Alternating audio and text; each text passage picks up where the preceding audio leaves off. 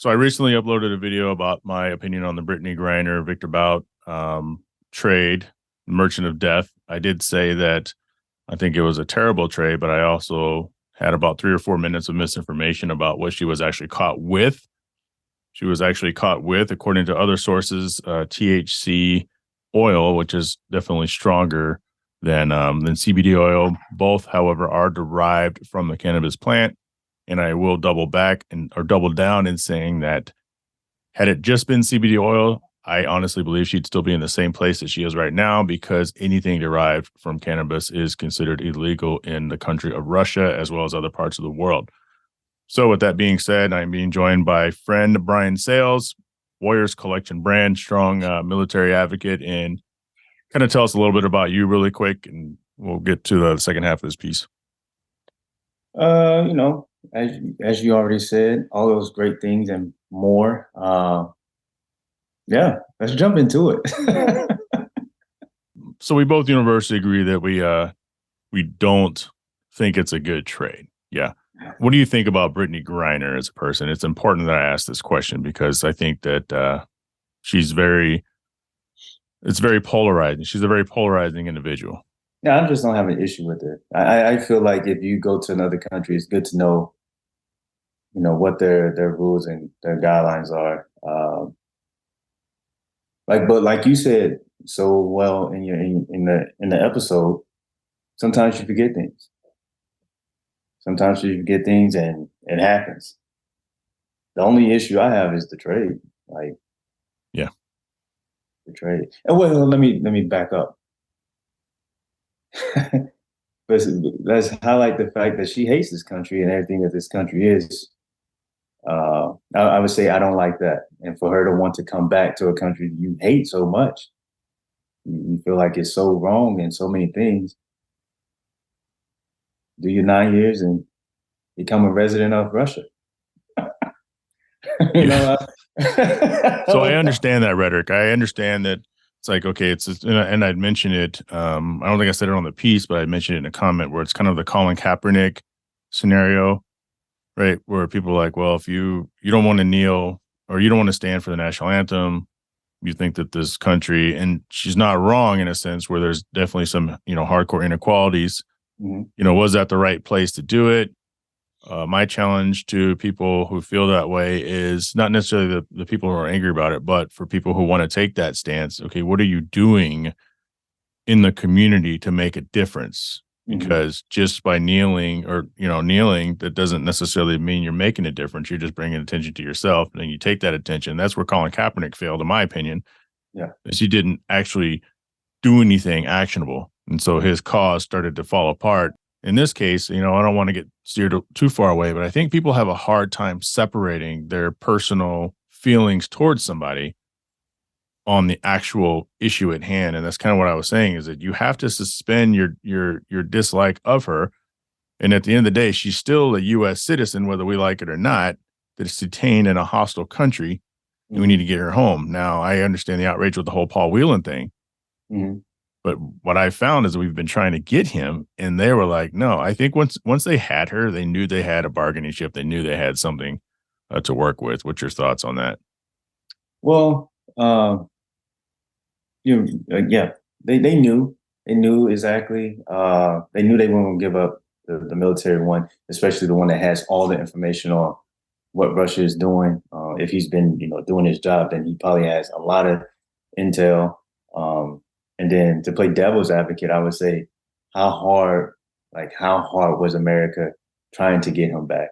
Maybe he has information on what America has been doing or not doing, or been, uh, you know, I feel like there's maybe America wasn't trying as hard, with everything that's going on, or maybe they were, and Russia wasn't then wanting to give him up because he knew too much. But the trade for the merchant Merchant of of Death. death, like, this man is back in Russia finding weapons that we can't even get.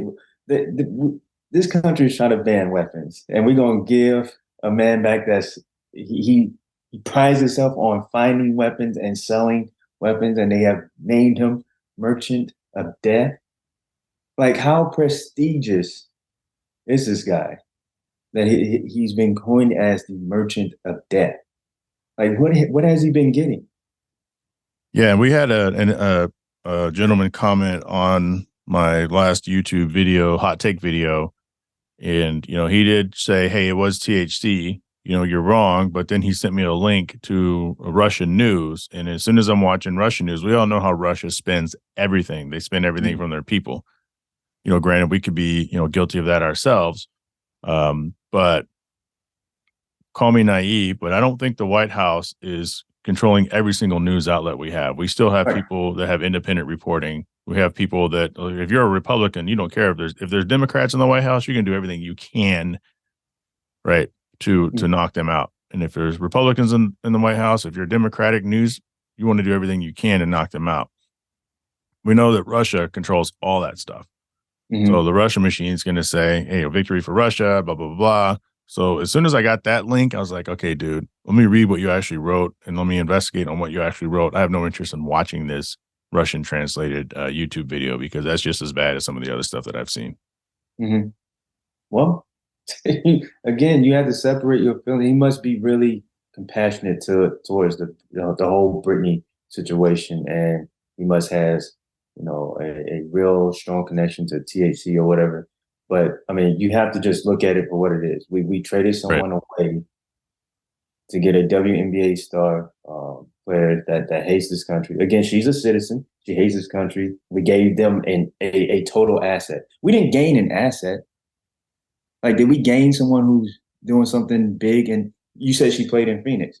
You didn't even know She that. plays in Phoenix. Yeah, I didn't, I didn't even You know. I didn't don't even follow know the that. Phoenix Mercury. So, I don't follow them. I just don't. was she doing anything huge inside the community that set her apart? That put her on a pedestal or something? Right. I've been here 9 years. I'm going to say not that I know of, but again, I don't really look into those affairs. But I don't.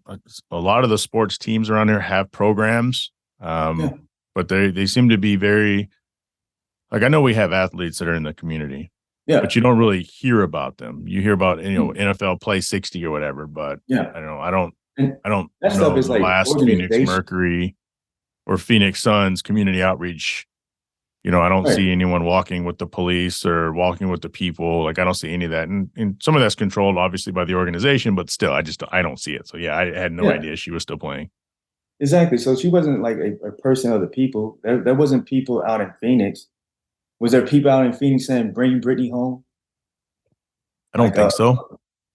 was there a group of people marching? We need Brittany home today, like that. We gave them an asset. We didn't gain anything out of this. It's again, I guess it's good for her family that and her wife that they have her back. But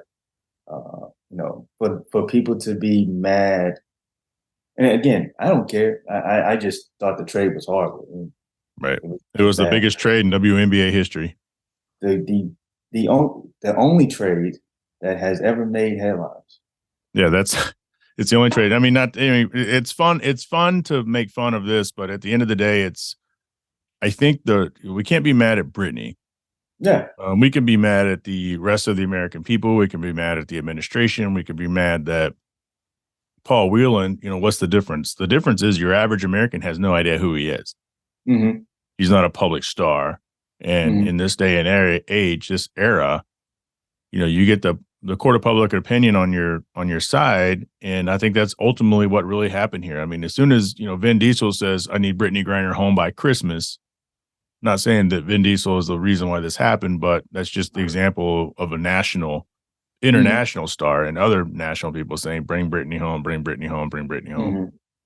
So I think I that feel like maybe if the government had came out and been like, you know what, we're gonna try to get Brittany and Waylon home, they and did. then see that if we were able to watch how that fell apart, and be like, okay, it's either Brittany or nobody, and it's like, okay, well, let's get us Brittany, and then people are like, okay, well, we knew they were trying to get a package, and the package didn't work, so we can bring Brittany home and go from there. I think people are mad because they felt like all the celebrities had so much say so in how this thing played out. I think that what people are mad about, when you have Hollywood stars and sports or athletes and different TV pundits speaking on things, and you feel like their voice matters more than what people feel like should be, recognized as a true American. There's a disconnect. So I feel like they should have packaged it and said, hey, this is what we're doing, instead of being reactive. If they would have been proactive, saying, hey, we're going to try to get Brittney and Waylon, instead of being reactive to the outrage. What about our U.S. Marine? And be like, oh, well, we try to get them. We don't know that. So, that's an excellent point. And I'll finish with this. Had she loved America and never was in that controversy, it would, at the end of the day, it would still be, we just traded a WNBA gay black woman, political moves for the Merchant of Death. I don't think the bottom line would have changed. Yeah. Right. Right. And then, then people would have found something else. And then it would have been less about her hating America and more about her being a famous black athlete. Uh-huh. One thing I will add before we wrap this up is upon further research, after this guy had pointed out the fact that it was THC, there's at least 2 women that we know of that have been detained for something similar. Both THC products.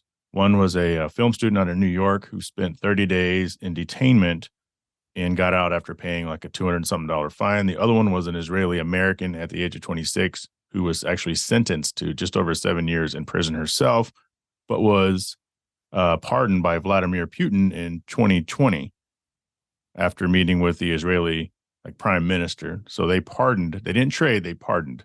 So again, that kind of brings the whole thought that we got to have a famous American and we can try to get our Merchant of Death and we'll see if they'll fold. And I'm not saying she should have stayed there, but again, I'll double back that we shouldn't have been in this position to begin with.